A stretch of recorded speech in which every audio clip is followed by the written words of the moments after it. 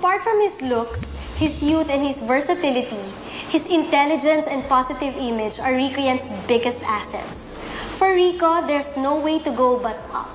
But the climb to the top is definitely not easy. It all started with that infectious smile. And soon after, everyone was willing to be bitten by the Rico Yan bug.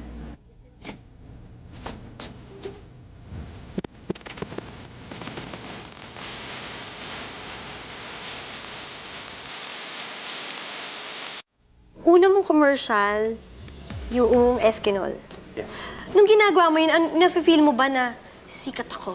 Mapapansin ako dito? Hindi. Na-feel mo na yun? Iniisip ko lang, magkakapera ako. Pero enjoy ka nung ginagawa mo yun? Yeah, enjoy. Enjoy siya dahil I think nung time na yun, nasa college ako. Ang dating kasi doon sa college, pag commercial model ka, ibang dating mo, di ba? Parang wow! Isa akong kakaibang estudyante dahil lahat nagkakagusto sa akin dahil commercial model ako. So, nakikita ko yung mga kasama ko, ganun yung dating nila. Sabi ko, sana ako din maging commercial model. True enough, dumating yung Eskinol. Medyo katawa-tawa yung ginawa ko doon.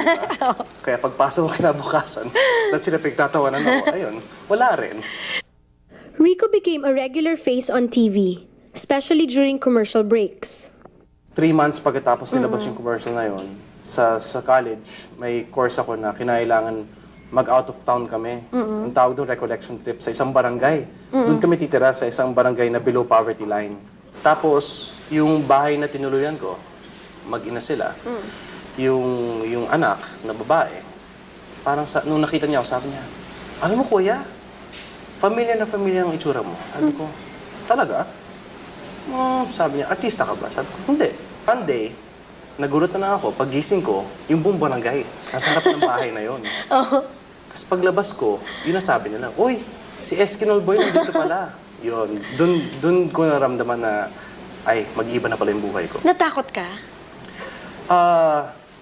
Medyo nung una, dahil hindi ako sanay sa ganong attention eh. Pero eventually, siguro tinanggap ko na dahil, siyempre, pinasukan ko yung commercials, dapat panindigan ko na to. May daw nagkakrush sa akin. It was almost impossible for ABS-CBN's Talent Center to not take notice of Rico. People wanted to watch this young man not only during commercials. Soon, he was launched in Star Circle Batch 1, and everything they say is history. Teka. May isa pang parating. Sa Star Circle, ikaw, isa ka sa pioneers. Kasi naging batch 1 ka. Yeah. At sinasabi nila na flag bearer ka daw talaga. Wow. Ano naman ang masasabi mo doon? Proud ng konti. Thankful kay Lord, definitely.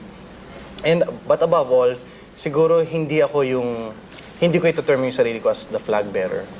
Siguro ito-term ko yung sarili ko as the parang test product. Ako yung kumbaga yung testing. Sige, subukan natin kung kakainin ng tao to. Ito ihahain natin. True enough, kinain nila. So, siguro yun ang nakikita ko sa sarili ko. Ako yung sample